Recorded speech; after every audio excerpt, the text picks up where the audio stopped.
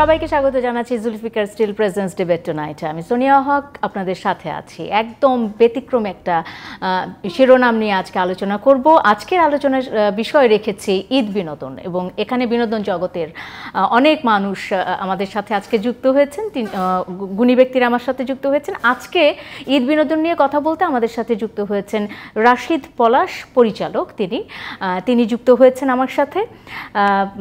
আপনাকে স্বাগত জানাচ্ছি রাশিদ পলাশ। এবং যুক্ত হয়েছেন অভিনেতা টুটুল চৌধুরী, তিনিও যুক্ত হয়েছেন আমার সাথে।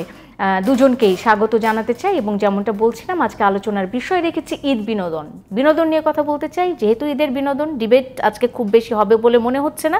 আপনাদের কাছ থেকে বিনোদন জগতের বেশ কিছু খবর আমরা জেনে নিতে চাই। রাশিদ পলাশ, আপনাকে দিয়ে আলোচনাটা শুরু করতে চাই।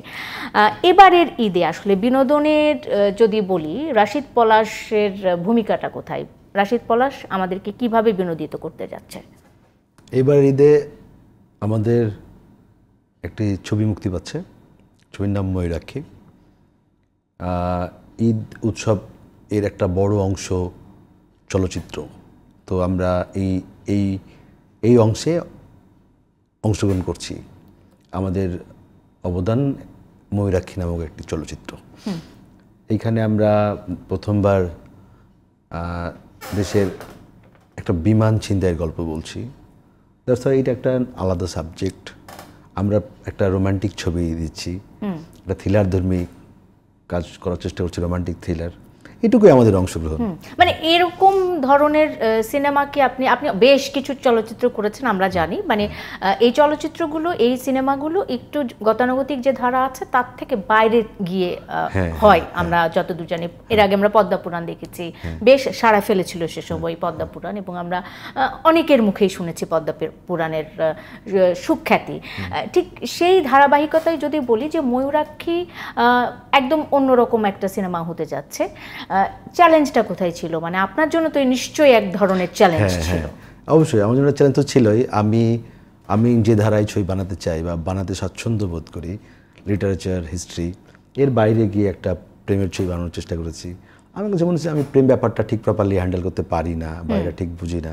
তো ওই জায়গা থেকে পর্দায় প্রেম ব্যাখ্যা করার যে ব্যাপারটা, ওইটা আমার কাছে আমরা একটা নতুনভাবে ব্যাপারটা এক্সপ্লেন করছি। কারণ আমার কাছে, আমার পয়েন্ট অফ ভিউ মনে হচ্ছে, আমার কাছে মনে হচ্ছে প্রত্যেকটা প্রেম এক একটি প্রতারণা। আমরা দিন শেষে এক একটা ব্যক্তিগত অভিজ্ঞতা না, ব্যক্তিগত না, আমার ব্যক্তিগত অভিজ্ঞতা না। আমি আসলে বলছি যে আমার কাছে মনে হচ্ছে, আপনি দেখেন খেয়াল করে যে একটা পর্যায়ে পরে দেখবেন কোনো না কোনো অ্যাঙ্গেল থেকে প্রতারণা ছিল, যদি সে প্রেমটা সফল না হয়। না, উনি বলতেছে যে আমি তো ব্যক্তিগত জীবনে আমার প্রেমের অভিজ্ঞতা নাই, তাই আমার ওই অভিজ্ঞতাহীনতা, আমার এই দুধের স্বাদ গুলে মেটানোর জন্য আমি চলচ্চিত্রে দিয়ে আসি, এবং সেটা প্রতারণা ভিত্তিক, এবং এটা নেগেটিভলি দিলাম, এরকম নেগেটিভলি দিলাম। আমার কাছে এখন আমি যে প্রেমটা দেখছি 2024-এ, আমরা একটা গান রিলিজ করছি, প্রীতের বাজার এখন আগের মতো নাই। আসলেই তাই। আপনাকে আমি একটু ছোট্টভাবে বলি যে আগে যে প্রেমটা ছিল, যে স্কুল কলেজের গেটে ফুল হাতে কিংবা চিঠি হাতে দাঁড়িয়ে থাকার যে সৌন্দর্য, ওটা এখন আর নাই। এটা এখন বাসায় একটা যে কোনো একটা অ্যাপস ডাউনলোড করে প্রেমটা এখন অ্যাপসে চলে আসছে। কমিউনিকেশন চেঞ্জ হয়েছে। আগে হয়তো কবুতরের বাজার বদলে গেছে। আমরা ওই ব্যাপারটাই বলছি যে বাজারটা বদলে যাচ্ছে। হ্যাঁ, বাজার বদলে যাচ্ছে, এখানে বদলে যাচ্ছে আর ভালো না। এই দুটোর মধ্যে পার্থক্য কোথায়? শুনেন, ভালো খারাপ বদলে যাচ্ছে, বদলে গেলে ভালো খারাপ থাকবেই। হ্যাঁ, বদলে যাওয়াটা ইম্পর্টেন্ট। সেটা খারাপের সঙ্গে সঙ্গে অনেক ভালো কিছু বের হয়ে আসবে। হ্যাঁ, তো এটা তো বিবর্তন হয় আর কি। আপনি 90 দশকের একটা প্রেম আর 2024-এর প্রেম কোনোভাবেই একভাবে মিলাতে পারবেন না। এটা তো বিবর্তন থাকবেই, বদলে যাবেই। এখন এর মধ্যে থেকে কতটুকু ভালো থাকবে, কতটুকু খারাপ থাকবে, এইটা মানে দেখার ব্যাপার আর কি। এটা কোনো কষ্ট থেকে উনি এটা করেছেন। আমি টুটুল চৌধুরীর সাথে একটু এই বিষয়টি নিয়ে কথা বলতে চাই। বিনোদনের যে জায়গাটা, মানে বিনোদনের জন্য আমাদেরকে ঈদের অপেক্ষায় বসে থাকতে হয় বেশিরভাগ সময়। টুটুল চৌধুরী, এই জায়গাটা কেন? বিনোদনের জায়গাটা ক্রমশই আমাদের সংকীর্ণ হয়ে আসছে, আমি যতটুকুন উপলব্ধি করি যে ব্যক্তিগতভাবে। এবং আমি মনে করি যে আমার মতো অনেক দর্শকই হয়তো বা এইটা তাদের অনুধাবন, এটা যে ঈদ আসবে, দু একটা ভালো ছবি পাবো, তার মধ্যে থেকে কিছু ছবি আমরা বেছে নিব, কিছু ছবি আমরা দেখা গেল সেটি নিয়ে সমালোচনা করব, কিছু ছবিকে প্রশংসায় ভাসিয়ে দেব। মানে এই ঈদ পর্যন্ত কেন অপেক্ষা করতে হয় আমাদেরকে বিনোদিত হবার জন্য? টুটুল চৌধুরী, এটা তো হচ্ছে দুঃখের খবর বললেন আপনি। কারণ আমাদের তো ইভেন্ট ভিত্তিক সব কিছু হয়ে গেছে। আমরা ভালোবাসা দিবসে ভালোবাসবো এরকম আমরা ধরে নিয়েছি। আজকে বাবা দিবস, আজকে বাবাকে শ্রদ্ধা জানাবো। অর্থাৎ আমরা হয়ে গেছি অকেশনাল হয়ে গেছি। এটা হওয়ার কারণ হচ্ছে আমরা আমাদের মাঝে এক ধরনের ব্যাংক্রাফসি, বাংলা যেটাকে কি বলা যায়, দেউলিয়াত্ব সৃষ্টি হয়েছে। যে সব কিছু থেকে আমরা ভেঙে পড়তে পড়তে নুব্জ হতে হতে আমাদের অনেক কিছু হারিয়ে গেছে। বিনোদনগুলোও হারিয়ে গেছে, এই যে বসের মতো বস যেটা বলেছে, ভালোবাসাও হারিয়ে গেছে। এই সব কিছু হারিয়ে যাওয়ার জন্য এখন আমরা ওটাকে ধরে রাখার জন্য আমাদের এই ভঙ্গুর সমাজ ব্যবস্থায় সকল বিনোদনগুলো নষ্ট হয়ে যাচ্ছে। ওগুলোকে ধরে রাখার জন্য আমরা তখন উসিলা খুঁজি। উসিলা হচ্ছে এক একটা অনুষ্ঠান বা উপলক্ষ। তখন আমরা ভাবি সারা বছর কষ্টে আছি, ঠিক আছে ঈদের সময় আমরা অনেক বিনোদন করব। এভাবে আমরা একটা ডেট খুঁজি। কিন্তু এটা কিন্তু বোঝাই যাচ্ছে যে আসলে আমাদের গতিটা হচ্ছে অধোমুখী। আমরা যদি সারা বছর সুস্থ বিনোদন ধারায় কাজ করতাম, আগে কিন্তু সেটা হতো। মনে করে দেখেন যে আমরা সপ্তাহে একদিন মুভি অফ দ্য উইক দেখার জন্য আমরা বসে থাকতাম টেলিভিশনে, একটা মাসের একটা সিনেমা দেখার জন্য বসে থাকতাম, একটা নাটক দেখার জন্য সপ্তাহে বসে থাকতাম। সেই জিনিসগুলো যখন আস্তে আস্তে আমরা হারিয়েছি, নষ্ট হয়ে গেছে, তখন ওটাকে ধরে রাখার জন্য আমরা এক একটা ইস্যু ভিত্তিক বা ডেট ভিত্তিক বা অকেশনালি আমরা পালন করতে চাই। এটা হয়ে গেছে। এখন দুটো ঈদ আছে, আমরা ঈদে ভালো ভালো নাটক করবো, অন্য সময় আর করবো না। কোনটা কমেছে, শিল্পীর মান নাকি শিল্পের মান? শিল্পী এবং শিল্প। প্রথমত হচ্ছে শিল্প। সব কিছু তো নির্ভর করে শিল্পের উপরে, যেটা আমরা সৃষ্টি করি। আর কারা সৃষ্টি করে? শিল্পীরা সৃষ্টি করে। কিন্তু আমাদের সৃষ্টি যে আমাদের প্রোডাক্টটা যখন ত্রুটিযুক্ত হয়ে গেছে, সমালোচিত হয়ে গেছে, তখন তো আমাদের সব কিছু আস্তে আস্তে নষ্ট হয়ে গেছে। আর সব কিছু তো নির্ভর করে যে হোয়াট আই হ্যাভ ক্রিয়েটেড, আমি কি সৃষ্টি করেছি। সৃষ্টিটা যখন নষ্ট হয়ে গেছে, তখন আমাদের সব কিছুতে আস্তে আস্তে অধঃপতিত হয়ে গেছে। নষ্ট হওয়ার পেছনের কারণ তো 101টা থাকতে পারে। তো আবার এই টেবিলে যখন এসেছি, তাহলে এই টেবিল ভিত্তিক একটা কথা বলি, সকল কিছু নষ্ট হওয়ার পেছনে দায়ী হচ্ছে রাজনীতি। এখানেও রাজনীতি, শিল্প নষ্ট হচ্ছে, শিল্প ধ্বংস হচ্ছে, সেখানেও রাজনীতি। অবশ্যই। আপনি তো ফিল্মের লোক, আমিও ফিল্মের মিডিয়াতে স্ট্যামফোর্ডে ফিল্মে পড়েছি, যদিও আমি ডিরেক্টর হতে পারিনি। কিন্তু আমরা যখন দেখেছি সেই আইনস্টাইনের সময় রাশিয়াতে শিল্প চর্চা এমন বেড়ে গেল, চলচ্চিত্র এমন বেড়ে গেল, ট্রেনের মধ্যে চলমান চলচ্চিত্র নির্মাণ শুরু হয়ে গেল। কারণ একটা রাষ্ট্রপ্রধান, যারা রাষ্ট্র পরিচালনা করে, তারা যদি শিল্পসম্মত হয়, তারা যদি ইতিহাসকে ভালোবাসে, তাদের সংস্কৃতিকে ভালোবাসে, তখন যেই শিল্পটা বেরিয়ে আসে, আলটিমেটলি রাজনীতি সবকিছু নিয়ন্ত্রিত করে। আমরা আসলে সংস্কৃতি চর্চার জায়গাটাতেও তো একটা সংকটে আছে। নিঃসন্দেহে বিরাট সংকটে আছে। সংকটে আছে তো, এখান থেকে উত্তরণের কোনো উপায় নাই। উপায় আছে যখন আমাদের একটা শিক্ষিত, আধুনিক, এই কি বলে, ধর্মনিরপেক্ষ, বিজ্ঞান মনস্ক একটা সমাজ ব্যবস্থা তৈরি হবে, মানবিক একটা সমাজ ব্যবস্থা তৈরি হবে, আমাদের শিল্পগুলোও মানবিক হবে। আমরা এত বেশি বাণিজ্যিকীকরণ করব না, আমরা এত বেশি আলট্রা কমার্শিয়াল হয়ে যাব না, আমরা এত বেশি লেনদেন নির্ভর হব না। তখন আমরা শিল্পের জন্য শিল্প, একটা কথা খুব দীর্ঘদিন ধরে তর্ক চলে যে আমরা শিল্প চর্চা করি কেন? আমরা কি অর্থের জন্য শিল্প চর্চা করি, নাকি সংগ্রামের জন্য শিল্প চর্চা করি, নাকি শিল্পের জন্য শিল্প চর্চা করি? এটা কিন্তু রবীন্দ্রনাথের আমল থেকে দ্বন্দ্বটা ছিল। রবীন্দ্রনাথ যেটা বলতো, আমরা শিল্পের জন্য শিল্প চর্চাটা করি। তখন আবার আরেকটা গ্রুপ বলতো, না, আমরা আন্দোলন নির্ভর, সংগ্রামের নির্ভর, দেশের জন্য শিল্প চর্চা করি। আসলে শিল্প তো অনেক উপরে, ছোঁয়া তো অনেক কঠিন কাজে। যে নন্দন তত্ত্ব যেটা অ্যাস্থেটিক্যালি, অ্যাস্থেটিক্সটা তো অনেক কঠিন ব্যাপার। তো সেটাকে সেটা বুঝতে হলে যে একটা শিক্ষিত জনগোষ্ঠী লাগবে, একটা মানবিক সমাজ ব্যবস্থা লাগবে, এবং সর্বোপরি একটা শান্ত শিষ্ট একটা সুন্দর রাজনৈতিক পরিস্থিতির দরকার। অবশ্যই। আমি একটু রাশিদ পলাশের কাছে যাই, তার একটু অভিজ্ঞতা জানতে চাই যে যদি গণমাধ্যমের ভাষায় কথা বলতে চাই, সেক্ষেত্রে চলচ্চিত্র গণমাধ্যমের একটা অন্যতম অনুষঙ্গ অংশ আমরা বলতে পারি, যে মানুষ পর্যন্ত পৌঁছাতে পারে চলচ্চিত্র, এবং মানুষের দৈনন্দিন জীবনের একটা প্রতিচ্ছবি হচ্ছে চলচ্চিত্র বা সিনেমা, যেটি নিয়ে আপনারা কাজ করছেন। সেক্ষেত্রে এই চলচ্চিত্র, আপনার কি মনে হয় আপনার ব্যক্তিগত জায়গা থেকে যে মানসম্পন্ন চলচ্চিত্র আপনারা জনগণকে দিতে পারছেন, গণমানুষকে দিতে পারছেন এখনকার যে সিনেমার ধারাটা চলছে? আপনার মতামত কি? আমার মনে হয় যে এটা আমরা এখনো পারি না, বাট আমরা পারার দিকে যাচ্ছি। কারণ আমরা এখন যে জায়গায় আছি, আমরা 2012 সালে প্রথম ডিজিটাল ফিল্মে গল্প বলা শুরু করেছি। তার আগে আমরা 30ভাবে গল্প বলতাম। তার আমাদের এই নতুন ধারার বয়স 12 বছর। আমরা এখনো প্রাপ্তবয়স্কই হয়নি, 18 বছর অ্যাটলিস্ট হলে আমরা বলতে পারবো যে আসলে আমরা এই ল্যাঙ্গুয়েজটা বুঝেছি। হ্যাঁ, তো ফিল্ম তো একটা অনেক বড় গণমাধ্যম, যেটা বলছিলেন যে দেখেন এখানে অনেক কিছু বলে ফেলা যায়, যেটা আমাদের যখন জীবন থেকে নেওয়া বানানো হয়। 1968 সালে যে ছবিটা মুক্তি পাই, এই ছবির একটা গান ছিল, এ খাঁচা ভাঙবো আমি কেমন করে, আর বঙ্গবন্ধুর 7 মার্চের ভাষণ, এবারের সংগ্রাম আমার মুক্তির সংগ্রাম, এর মধ্যে কোনো পার্থক্য নেই, একই কথা বলতেছি আমরা দুইটা ভিন্ন অ্যাঙ্গেল থেকে। এবং ওই ফিল্মে প্রথম ব্যবহার করা হয় আমার সোনার বাংলা আমি তোমায় ভালোবাসি, এটা রবীন্দ্রসঙ্গীত, যেটা শুনে তখন মানুষ এমন একটা মুহূর্তে ছিল, তখন তো বার্থ পেন আমাদের, এমন একটা মুহূর্তে ছিল মানুষ মানে আমরা ভাবতে শুরু করেছি যে আমাদের জাতীয় সঙ্গীত হতে যাচ্ছে। এটা দেখেন একটা ফিল্ম কতভাবে মানে রাষ্ট্রকে ডোমিনেট পর্যন্ত করতে পারে আর কি। এবং এইটা অনেক বড় উদাহরণ আমার জীবন থেকে নিয়ে আমার কাছে অনেক বড় একটা উদাহরণ, যেটা দিয়ে আসলে আমরা হ্যাঁ যে ওই সময় আগে আমরা গল্পটা বলে ফেলতেছি এবং আমরা রাষ্ট্রকে ডোমিনেট করতেছি। তো এটা অনেক বড় গণমাধ্যম, আমি অর্থে বললাম। আমার কাছে মনে হয় প্রতিটা চলচ্চিত্র বানানোর আগে আমার কাছে মনে হয় এটা একটা রহমত, ব্লেসিং আমার জন্য, যে আমি এরকম একটা ফিল্ম বানানোর সুযোগ পাচ্ছি। এখানে আমি কতটুকু দিতে পারবো, এটাই হয়তো আমার জীবনের সর্বশেষ ছবি, আমি কতটুকু দিতে পারবো। আমরা তো এখনও প্র্যাকটিস করতেছি, কারণ আমাদের তো আসলে কোনো শিক্ষা প্রতিষ্ঠান ছিল না। আমি তো পাবলিক বিশ্ববিদ্যালয়ে পড়ে আসছি, অ্যাকাউন্টিং অ্যান্ড ইনফরমেশন সিস্টেম, আমি তো আসলে ফিল্ম পড়ে আসি নাই। অদ্ভুত, আমিও অ্যাকাউন্টিং। তো আমাকে ফিল্ম বানাতে শিখতে হচ্ছে এবং আমাকে আসলে এইটা প্রতিবন্ধকতা বুঝতে হচ্ছে। আমি যদি এটাকে ক্যারিয়ার হিসেবে নিতে চাই, যদি মনে করি আমি এটা আমার ক্যারিয়ার বানাবো, তাহলে তো আমার আসলে শেখার সেই সুযোগটা দরকার। আমাকে করতে করতে ঠেকতে শেখা হচ্ছে। আমি বলবো যে পদ্মাবরণের থেকে আমি ময়ূরক্ষী ভালো বানাচ্ছি, আমি এরপরে আরটু ভালো বানাবো, আরটু শিখবো, আরটা ভালো বানাবো, আরটা ভালো বানাবো, আমরা ওইভাবে কাজ করে যাব। সেই জায়গা থেকে আমার কাছে যেটা মনে হয় যে আমরা যদি আর একটু মানে কিছু প্রতিবন্ধকতা ছাড়াইতে পারি, যেমন মনে করেন আমাদের যে মানে কিছু ছোটো ছোটো কিছু সাপোর্ট আমরা যদি, কারণ আমরা তো এটাকে ইন্ডাস্ট্রি বলছি, আমাদের দেখেন আমরা খুব ভালো মেকআপ আর্টিস্ট পাবো না আমি চাইলে, আমি খুব ভালো অ্যাকশন ডিরেক্টর পাবো না চাইলে, আমি চাইলে একটা ভালো কোরিওগ্রাফার পাবো না, তখন আমাকে বাইরে থেকে নিয়ে আসতে হচ্ছে।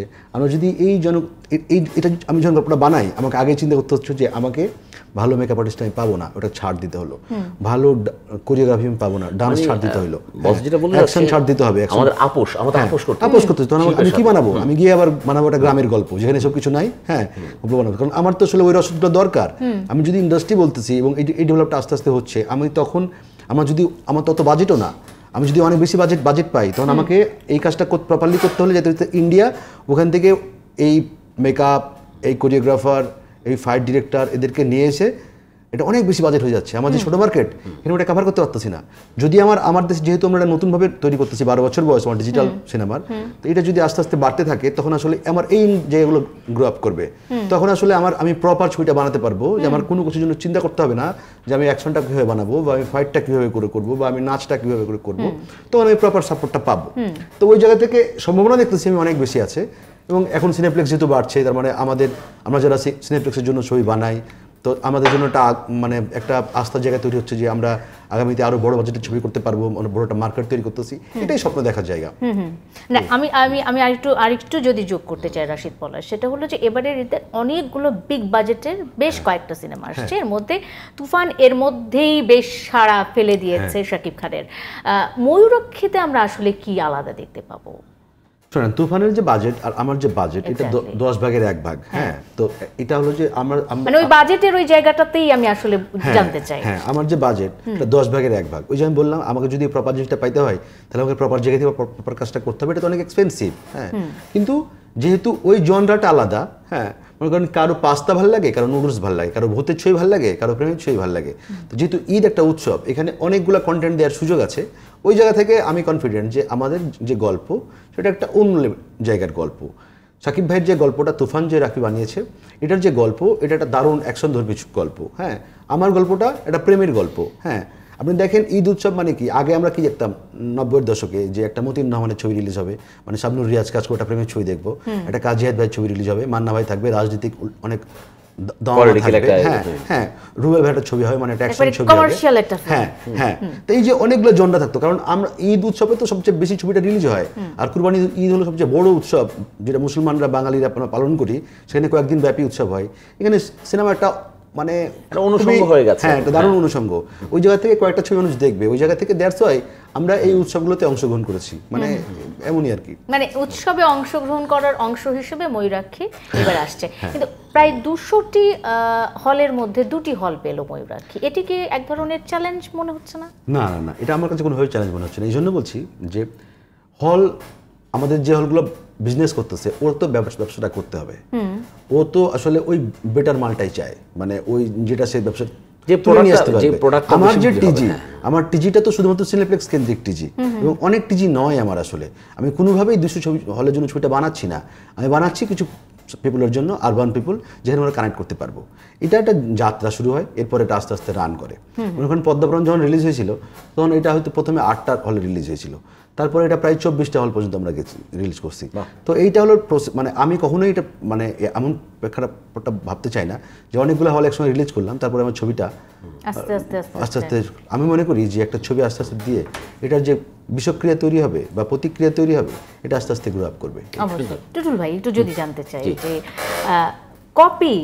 কপি করার এই যে আমাদের প্রবণতা বাংলাদেশি বিভিন্ন মুভিতে আমরা দেখতে পাই, আপনিও নিশ্চয়ই এটা রিয়েলাইজ করেন যে অনেক মানে ওই শাবানা রাজ্জাকের ছবির পর থেকে যে 90s-এর যে ঘরটা ছিল সেটা পুরাটাই ছিল বিদেশি কোনো না কোনো, হয়তো বা ইন্ডিয়ান কোনো মুভির কপি, হলিউডের কোনো মুভির কপি, মানে কোনো না কোনোভাবে কপি। এই কপির জায়গাটা থেকে কি আমরা বের হয়ে আসতে পারলাম কিনা? না, তখন তো যুগটা এমন ছিল যে কিছু কিছু বোকা লোকেরা এমনভাবে কপি করতো যে ওরা মনে করতো যে আমি হয়তো বোম্বে যে একটা সিনেমা দেখে আসছি, পৃথিবী কেউ আর দেখে নাই, ওই ছবি কপি করে ফেলছে বা ইংলিশ মুভি থেকে করে ফেলেছে। কিন্তু এখন একটু একটু লজ্জাবোধ তৈরি হয়েছে, এখন আবার বলে দেয় যে না আমরা এটার কপি করছি। কিন্তু তারপরেও এই বাঙালি জাতি কিন্তু অনুকরণ প্রিয়, এটা কিন্তু অদ্ভুত ব্যাপার। এই ভারতবর্ষের মানুষ খুব অনুকরণ প্রিয়। দেখবেন একটা স্টাইল তৈরি হবে হলিউডে, সেটা আসবে বোম্বেতে, তারপর আসবে ঢাকায়, এরপরে আমাদের গ্রামে গঞ্জে ছড়িয়ে যাবে ওই ওই স্টাইলগুলো। অনুকরণ প্রিয়তা আমাদের মাঝে আছে। রবীন্দ্রনাথের ক্ষেত্রে একটা সুন্দর কথা বলেছে যে অনুকরণটাকে খুব সাপোর্ট করেছে একটা ক্ষেত্রে, যে অনুকরণটা অন্ধ অনুকরণ হবে না। আমি যদি আপনাকে অনুকরণ করি, অনুকরণ করে যদি আপনাকে অতিক্রম করি তাহলে সেটা ভালো। বুঝতে পারছেন বিষয়টা? যে আমি একটা অনুকরণ করলাম, আমি অ্যানিমেলস দেখে আমি বাংলাদেশে তুফান বানিয়ে ফেললাম মনে করেন, হ্যাঁ, আমি যদি অ্যানিমেলসের চেয়ে অ্যানিমেলের চেয়ে বেশি আমি ভালো কিছু করে ফেলি তাহলে অনুকরণটাকে মাফ করা যায়। কিন্তু আমাদের হয় কি, অনুকরণ করে এত বেশি নিকৃষ্ট করে ফেলি তখন সেটা আবার একেবারে তুলে, মানে সেটা আসলে মানসম্পন্ন হয় না, এটা হাস্যকর হয়ে যায়, তখন হাস্যকর হয়ে যায়। একটা বিরতি নেই, একটা বিরতির পরে এসে আরো বিস্তারিত জানবো নিশ্চয়ই এবারে ঈদে বিনোদনে কি কি থাকছে। দর্শক থাকুন ডিবেট টুনাইটের সাথে, ফিরছি এক্ষুনি। বিরতির পর স্বাগত আরেকবার, দেখছেন Zulfiqar still presents debate tonight. Sonia Haque আপনাদের সাথে আছে। ঈদ বিনোদন নিয়ে কথা বলছিলাম, বিনোদন জগতের মানুষগুলোকে নিয়ে। এই মুহূর্তে জানিয়ে রাখতে চাই আপনাদেরকে, আমাদের সাথে যুক্ত হয়েছেন অভিনেত্রী সাদিয়া আফরিন মাহি। সাদিয়া আফরিন মাহি ঠিক এই মুহূর্তে আমার সাথে যুক্ত হয়েছেন, আপনাকে স্বাগত জানাচ্ছি মাহি। এবং এর মধ্যে আমরা বেশ কিছু বিষয়ে আলোচনা করে ফেলেছি। রশিদ পলাশের ময়ূরাক্ষী নিয়ে আমরা কথা বলছিলাম। আমরা জানি যে রশিদ পলাশের সাথে আপনার যাত্রাটা আরো আগে থেকে, কোথায় থেকে একটু যদি জানতে চাই আপনার কাছে। রাশিদ পলাশের সাথে জার্নি আমাদের কত বছর জার্নি? 2016 থেকে 16তে আমরা প্রথম একসাথে কাজ করি। একটা স্বল্প দৈর্ঘ্য চলচ্চিত্র ছিল, সেটার নাম ছিল কবর, জসিমউদ্দিনের কবর কবিতা অবলম্বনে।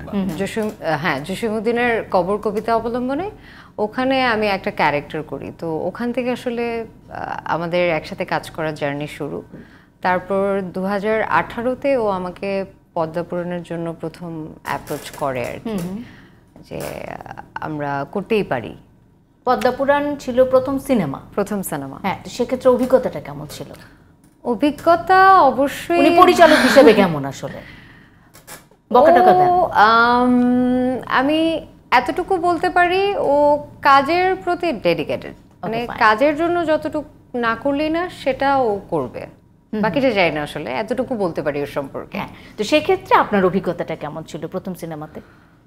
ভালো মন্দ মিলিয়েই। আর কি বলবো, প্রথম চলচ্চিত্র অনুভূতি তো আসলে কাজ করার, মানে এর আগে ভিজুয়ালি আমার তেমন কোনো এক্সপিরিয়েন্স ছিল না, মানে কিভাবে আসলে ব্যাপারগুলো ঘটে। হয়তো এর আগে কিছু দু একটা বিজ্ঞাপন আমার করা হয়েছে, বাট সিনেমা তো সিনেমা, আর এটা তো গতানুগতিক কোনো গল্প না যে আমি যেটা সেটাই প্লে করলাম হয়ে গেল, সেটা না। সেটার জন্য প্রিপারেশন, আর চুল ফেলে দেই পদ্মপুরাণের জন্য আমি, তো ওইটার জন্য মেন্টালি প্রিপেয়ার্ড হওয়া, কারণ হচ্ছে যতটা ইজি মনে হয় আসলে একটা মেয়ের জন্য কিন্তু ততটা সহজ না। মানে আপনি একদম ক্যারেক্টারের ভেতরে ঢুকে গেলেন, এই চুলটা ফেলে দেওয়ার পরে মনে হলো আপনি একদম ক্যারেক্টারে চলে গেছেন। হ্যাঁ, সেটা তো অবশ্যই, তার আগে তো প্রিপারেশন আছেই সেটার জন্য। তো কারণ আমি কিন্তু আমার ক্যারিয়ার শুরু হয় 2014-এ অ্যাজ এ মডেল হিসেবে। আমি still model and ramp model.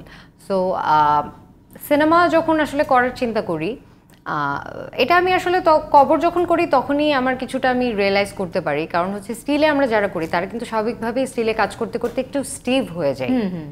তো অনেক সময় দেখা যায় যে মনে হচ্ছে যে ক্যামেরা অ্যাক্টিং করছি, কিন্তু ক্যামেরায় সেটা চোখে পড়ছে না।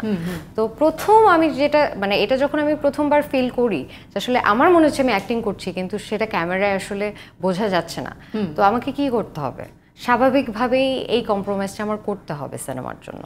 বা হাঁটা, পশ্চার, আমরা মডেলরা যেভাবে হাঁটি, কথা বলি, এটা কিন্তু মানে হয়ে যায় আসলে, আমরা চাইলেও এর বাইরে যেতে পারি না। এটা একটা ঘরানার মধ্যে থাকলে সেটা অভ্যস্ততা হয়ে যায়।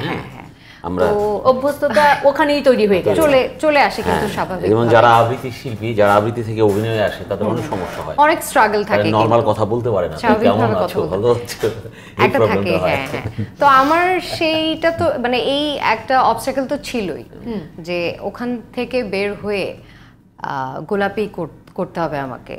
সো এটার জন্য সময় নিয়েছি 3 মাস, ওর সাথে বসেছি, আমরা ক্যারেক্টার নিয়ে কথা বলেছি।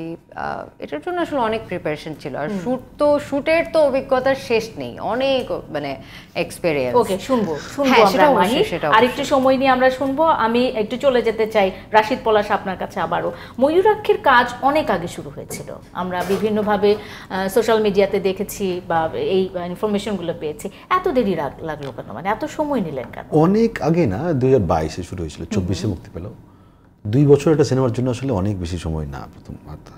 আর এটা হলো যে আমি যে বললাম যে আমরা আমাদের টিম যে জনরার ছবি বানাই বা বানাতে স্বাচ্ছন্দ্য বোধ করি বা যেটা বুঝি আর কি কনফিডেন্টলি, আমরা এইটা ওই জনরার ছবি ছিল না। এটার জন্য আমাদেরকে আসলে অনেক বেশি অনেক বেশি এক্সট্রা এফোর্ট দিতে হয়েছে। তারপরেও ঠিকঠাক মতো বের হয়ে করানোর জন্য আসলে আমাদেরকে অনেক ট্রাই করতে হয়েছে। এই আর যেহেতু বিমানে শুটিং ছিল, ওটা একটা খুব বড় চ্যালেঞ্জের জায়গা ছিল, এইটা ব্যাপার ছিল। তো দ্যাটস ওয়াই খুব বেশি সময় আমার কাছে মনে হয় না আর কি। আমরা আমাদের সেন্সর হয়েছে অনেক আগে, প্রায় 8 মাস মতো আগে সেন্সর হয়েছে, কিন্তু এরপরে না আমরা একটা বড় উৎসব খুঁজছিলাম। আমরা একটা ডেটও লক করেছিলাম প্রাথমিকভাবে, সেপ্টেম্বরের 23 তারিখে। বাট আমার কাছে মনে হলো যে ওটা প্রপার উৎসবটা হবে না, আমরা চেয়েছিলাম একটা উৎসবের অংশ হইতে আর কি। ওই জায়গা থেকে কুরবানি ঈদ একটা বড় উৎসব, ওইটা মাথায় রাখছিলাম আমরা। That's why. ববি এবং দীপ মেইন ক্যারেক্টার, একটু জানতে চাই ওদের সম্পর্কে। ববি একটা চিত্রনায়িকা চরিত্রে অভিনয় করেছে, নয়নতারা চরিত্রের নাম এটা, আর দীপ জিমি একটা চরিত্রে অভিনয় করেছে আর কি। এই 2টা ক্যারেক্টারকে আমরা খুঁজতে বা বুঝতে একটু সময় নিয়েছি আর কি, এবং ওরা ঠিকঠাক করেছে। আমার কাছে মনে হয়েছে যে আমি যখন ছবিটা মুক্তি দিচ্ছি আমি সেই প্রাককালে বলছি যে আমি খুশি।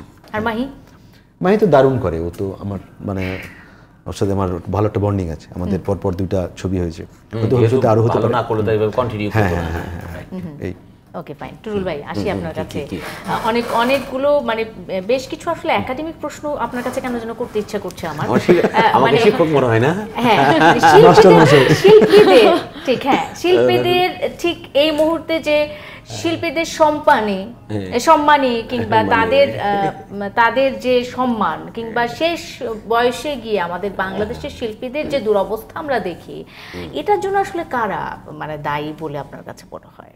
কিন্তু যেই কথাটা বললেন যে শিল্পীরা শেষ সময়ে দুরবস্থায়, চিকিৎসাহীনতায়, সম্মানহীনতায় পতিত হচ্ছে, এইটা হওয়ার সম্ভাবনা এখন আর নাই।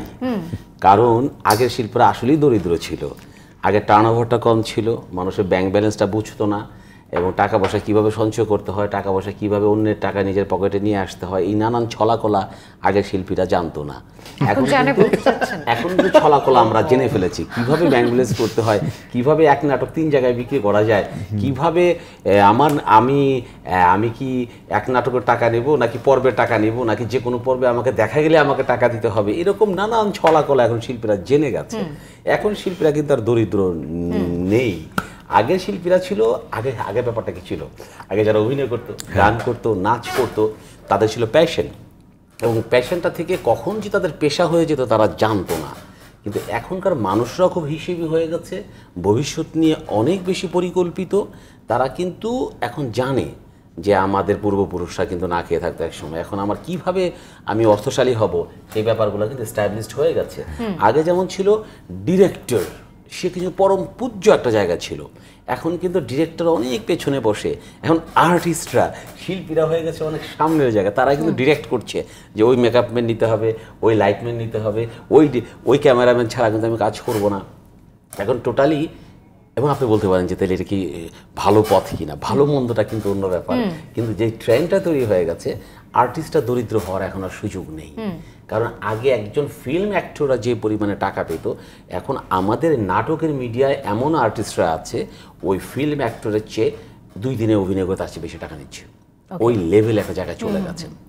এবং এরও একটা, সেটা কিন্তু আমরা স্টারদের ক্ষেত্রে বলতে পারি, সবার জন্য না, সবাই তো সবার জন্য না, সবাই পাচ্ছে না, কিন্তু আমি বলছি একটা ধারা তো তৈরি হচ্ছে। হ্যাঁ, সেটা তৈরি হচ্ছে, যখন উপরে একটা ধারা তৈরি হবে আস্তে আস্তে সবার ভিতরে কিন্তু এটা সংক্রামিত হবে। এবং যারা দুস্থ বা সেরকম অবস্থা তৈরি করতে পারছে না, তারাও কিন্তু পিছিয়ে নেই, তারাও কিন্তু নানানভাবে তাদের অন্যভাবে তারা অন্য কাজ করছে, সাথে সাথে হয়তো অন্য একটা প্রেস বিজনেস করছে বা বিজ্ঞাপন বুকিংয়ের কাজ করছে, বিভিন্নভাবে তারা কিন্তু এখন একাধিক পেশায় ব্যস্ত হয়ে গেছে। হ্যাঁ, শুধু অভিনয়টা না, মানে সেক্ষেত্রে আসলে মানে ওই যে না খেয়ে থাকার ব্যাপারটা বা দুরবস্থার ব্যাপারটা বা প্রধানমন্ত্রীর সহায়তার ব্যাপারটা সেটা কমে আসছে না, এটা এখন থাকবে না। কারণ এমন শিল্পী দেখবেন যে খুব কয়েকটা নাটকও দেখেছেন, সে ঢাকায় এসে অল্প অভিনয় করে, তাকে জিজ্ঞেস করুন আমার ফেসবুক থেকে তো মাসে 2 লাখ টাকা ইনকাম আছে। ওকে, এই ফেসবুকটা নিয়ে আসলে কথা বলতে চাই রাশিদ পলাশ। সোশ্যাল মিডিয়া বনাম মানে মূলধারার যে গণমাধ্যম বা চলচ্চিত্র বা সিনেমা, মানুষ সোশ্যাল মিডিয়া দিকে বেশি ঝুঁকছে, সিনেমামুখী বা হলমুখী হচ্ছে না, এটার তো একটা কারণ আছে অবশ্যই। হ্যাঁ, তা তো বটেই। সবকিছু ইজি তো, এখন আপনি সবকিছু একটা মাধ্যমে পাচ্ছেন, একটা জায়গায় পাচ্ছেন। এইখানে আপনি রিভিউ পাচ্ছেন হলিউড ফিল্মের, আপনি এখানে রিভিউ পাচ্ছেন বলিউড ফিল্মের, আপনি এখানে মালায়ালাম কি কোন ছবিটা ভালো যাচ্ছে সব জানতে পারছেন, বাংলা ছবিটা কোনটা ভালো হচ্ছে জানতে পারছেন। বাকিগুলো হয়তো আপনার অ্যারেঞ্জ করা, আপনি বিশ্বাস করতে পারতেছেন না যেটা আসলে কতটুকু ঠিক কতটুকু ঠিক না, দ্যাটস ওয়াই আপনার একটা বিশ্বাসযোগ্যতা তৈরি হচ্ছে। এখন সবচেয়ে বড় গণমাধ্যম কেন ফেসবুক বলেন? কারণটা হলো এটাই যে আসলে অন্যগুলোতে মানুষ মনেই করে ফেলে যে অন্যগুলো হয়তো পারপাসফুল কোনো কারণে, ফেসবুকটা হয়তো ফ্রি আছে বা এরা হয়তো কারো পক্ষে বলতেছে না, দ্যাটস ওয়াই ব্যাপারটা এমন তৈরি হচ্ছে। আর আমার মনে হয় ব্যাপারটা এমনই আসলে যে আমাদের মূল গণমাধ্যমের থেকে বা আমরা মূল যে জায়গাটা ছুটে দেখাচ্ছি ব্যাপারটার থেকে আমাদের বায়াসড হওয়ার সুযোগ তৈরি হচ্ছে এই মাধ্যমগুলোতে। এবং আর ব্যাপার কি, বাড়িতে না ছোট বউটা আসলে বোঝা যায় বড় বউটা ভালো ছিল নাকি খারাপ ছিল, একটা কম্পেয়ার করার সুযোগ পাচ্ছে সে। যখন অনেকগুলো ফিল্ম একটা জায়গায় পাচ্ছে, অনেকগুলো জায়গায় একসঙ্গে তৈরি হচ্ছে, তখন ও কম্পেয়ার করতে পারছে যে তার জন্য কোনটা আসলে সে কোনটা পিক করবে। চলচ্চিত্র অনুদানের বিষয়টা কতখানি গুরুত্বপূর্ণ? সরকারি অনুদান পায় অনেক সিনেমা আমরা শুনি, আবার অনেক গুণগত মানসম্পন্ন সিনেমা পায় না, এই বিষয়টা আসলে কেন? এটা তো একটা বিশেষ প্রক্রিয়া আর কি। হ্যাঁ, অনুদান অবশ্যই একটা বড় ব্যাপার, কিন্তু আমার কাছে মনে হয় যে সেখানেও কি রাজনীতি আছে? তা তো বটেই, রাজনীতি কোথায় নেই, পৃথিবীর সৃষ্টি হয়েছিল রাজনীতি থেকে আমার ধারণা। আমার একটা কথা আছে অনুদান নিয়ে, প্লিজ বলেন না। মানে অনুদানের কথা যে বললেন, এই অনুদান পদ্ধতিটাই হচ্ছে একটা আমি মনে করি যে নেগেটিভ পদ্ধতি। হ্যাঁ, অনুদান দেব মানে হচ্ছে যে কিছু কিছু মানুষকে আমি বুস্ট করব, এই বুস্ট কোনো ব্যক্তি ছোট ছোট কেন্দ্রে করাটা মোটেও ঠিক হচ্ছে না। অনুদান হবে কি, আমি পুরো শিল্পটাকে, পুরো চলচ্চিত্র জগৎটাকেই আমি ডেভেলপ করার জন্য আমার কিছু কিছু ক্ষেত্র থাকবে। আমার ভালো দৃষ্টি থাকবে, হ্যাঁ, আমার নিজস্ব যেটা বলেন যে আমি যে একটা ভালো মেকআপ কোথায় পাবো, আমাদের মেকআপের সৃষ্টি হওয়ার কোনো কারখানা নাই, আমাদের ভালো লাইটসের যে ব্যবস্থাগুলো নাই। হ্যাঁ, আমার তো ওখানে অনুদান দেওয়া দরকার। হ্যাঁ, আমার তো অনুদান ওখানে দরকার, এমন এক জায়গায় অনুদান দিতে হবে যে অনুদান সবাই ভোগ করবে। আর এখন যে অনুদান দিচ্ছে ফ্যাসিলিটিস সবাই পাবে, এই এখন যে অনুদানের সিস্টেমটা, এটা বললে হয়তো খারাপ শোনা, এটা একেবারে খুবই মানে কি হয় যে কিছু কিছু সুযোগ নেওয়ার জন্য কিছু কিছু মানুষের উত্তম ব্যবস্থা, আর কিছুই না। ওকে, সাদিয়া আফরিন মাহি নিজেকে আসলে অভিনেত্রী হিসেবে কোন জায়গায় দেখতে চাই? এটা না এখন পর্যন্ত আমি ভাবিনি, কারণ ওই যে ভাইয়া বলছিল যে এখনকার শিল্পীরা অনেক বেশি হচ্ছে মানে জানে কি করতে হবে, আসলে কিভাবে কি করা যায়। আমি আসলে ওইভাবে প্ল্যান করে না অ্যাক্টিং শুরু করিনি আমি এখন পর্যন্ত। আমার তো ক্যারিয়ার মোটামুটি এখানে 8-9 বছর, মানে ওভারঅল সব কিছু মিলে এই 8-9 বছরে এখনও বলবো যে আমি আমার প্যাশনের জায়গা থেকে এই কাজটা করি, ভালোবাসার জায়গা থেকে কাজ করি। মানে সেটা জানি না কতদিন পর্যন্ত এটা আমি কন্টিনিউ করতে পারবো, যে একটা পর্যায়ে গিয়ে হয়তো মনে হবে যে না এখন একটু টাকা পয়সার চিন্তা করতে হবে, বা থাকে না যে এখন পর্যন্ত আসলে আমি প্যাশনের জায়গা থেকে ভালোবেসে ভালোবাসার জায়গা থেকে শখের বসেই করছি। আমি যদি শেষটুকু একটুখানি শুনবো, আপনি টুটুল ভাই আপনি একটু যুক্ত করবেন। বেঈমান পাখির গল্প কেন এইটি দিয়ে শেষ করা হলো ময়ূরাক্ষীকে, একটু যদি জানি রাশিদ পলাশের কাছে। বেঈমান পাখির গল্প হলো ওই যে বললাম প্রেমের ছবি, তো প্রেমে তো একজন বেঈমানি করেই আসলে। হ্যাঁ, আমরা দ্যাটস ওয়াই সেটা বলছি, মানে বেঈমানি অবধারিত, এটা আপনি কেন ধরেই প্রতিটা প্রেমে একটা বেঈমানি থাকবেই, অবশ্যই থাকবে। এখানে আমি মনে হচ্ছে আপনি একটা ষড়যন্ত্র করেছেন। কিরকম ষড়যন্ত্রটা হলো, মানে প্রতিটি সফল প্রেমের গল্প হচ্ছে ব্যর্থ গল্প। প্রতিটি সফল প্রেমের গল্প হলো ভাই বোন, ভাই দিন শেষে গিয়ে ভাই বোন হয়ে যায়। প্রতিটি সফল প্রেমের গল্প ভাই বোন। হ্যাঁ, সফল প্রেমের গল্প হচ্ছে ব্যর্থ উপন্যাস, আর প্রতিটি ব্যর্থ প্রেমের গল্প হচ্ছে আমার মনে হয় কি জানেন, মানে একটা ব্যর্থতা দিয়ে বিরহই প্রেমের সৌন্দর্য। সফলতা হলো ভাই বোন হয়ে যাওয়া 10 বছর পরে, এটা জাস্ট একটা ব্যথাটাই কিন্তু মনে থাকে। হুমায়ুন খুব দুষ্টু ভাবে লিখেছিল যে উত্তম ভালোবাসা হচ্ছে একজনের ভিতরে আরেকজনকে খোঁজা। আচ্ছা, এখন আমার কথা হচ্ছে আপনি যে ষড়যন্ত্রটা করছেন আমি বলছি সেটা হলো আপনি প্রেমের মাঝে একটা বেঈমানি এস্টাবলিশ করতে চাচ্ছেন। এটা আছে ভাই, আমি বিশ্বাস করতে চাচ্ছি না। আচ্ছা, আপনি চাচ্ছেন এই চেয়ে কি করছেন, আপনার মানুষের মাঝে একটা আগ্রহ সৃষ্টি করছেন বেঈমানিটা করলো কে। দ্বিতীয়, আপনার বিরুদ্ধে আমার অভিযোগ, আপনি বলে দিচ্ছেন এই বেঈমানিটা মেয়ে করছে। কারণ লাস্ট কথাটা কি ছিল? বেঈমান পাখির গল্প। আপনি বুঝিয়ে দিচ্ছেন গল্পের এই বেঈমানিটা মেয়ে করছে না, এটা ছেলেও করতে পারে না। আপনি বেঈমান পাখিটা যেটা বলেছেন, পাখির সাথে একটা নারী সম্পর্ক আছে, আপনি বুঝাতে চাচ্ছেন বেঈমানিটা মেয়ে করেছে। এটা কিন্তু এক ধরনের ষড়যন্ত্র। এই কারণে বলি প্রতারণা করতেও পারে, প্রতারিত হতেও পারে। বেঈমান পাখিটা বলতে একটা মেয়েটাই করেছে। আমাদের সমাজে কিন্তু দেখবেন ভালো জিনিস, মানে যদি আমরা মার্কেটিং করতে চাই কোনো না কোনো ভাবে একটা মেয়ের বদনামটা যদি করি, মেয়েকে যদি খারাপ বলি, তখন মানুষ এটা বেশি আগ্রহী হয়। আপনি রায় রাফির গল্পগুলো দেখেন, ঘুরে ফিরে নারী খারাপ, তার ঘুরে ফিরে একটা মেয়েকে খারাপ বানানো, তার একটা কেমন যেন একটা দায়িত্ব নিয়ে বসছে। হ্যাঁ ভাই, এবার বলেন না ওই গল্পগুলো এমন ছিল। না, এসে সবগুলো গল্পই আমি তার সামনে হলে বলবো যে সেটা একটা ষড়যন্ত্র নিয়ে বসছে যে মেয়েরা খারাপ স্টাবলি, আর এদেশের মানুষ কিন্তু নারী বিদ্বেষী। ভাইজান, আমি আপনাকে ছোট্ট করে উদাহরণ দিই একটা। আমরা একটা ছবি বানাচ্ছি প্রীতিলতা, এটা হলো ব্রিটিশ আন্দোলনের গল্প। এখন তো তার মানে তো আমি তো ভাই একটা গল্প বলছি মাত্র। আমি তো যদি ব্যাপারটা খারাপই করতাম বারবার, তাহলে তো আমি এই নারীর বীরত্ব প্রকাশ করার চেষ্টা করতাম না। ট্রু স্টোরি বলা, ট্রু স্টোরি। কিন্তু নারীদের বিপক্ষে বলা আমাদের দেশে একটা মজার ব্যাপার। রাস্তায় দুর্ঘটনা ঘটবে, ওই মেয়েটা খারাপ, ওই খুশি হয়ে গেছে। আমার বোনের সংসার ভেঙে গেছে, কমেন্ট আসবে, আমার মেয়ের সংসার ভেঙে গেছে, আমার বাবার বোনটা খারাপ। আর এই মেয়েদের বদনাম করতে গেলে যে কি মজা।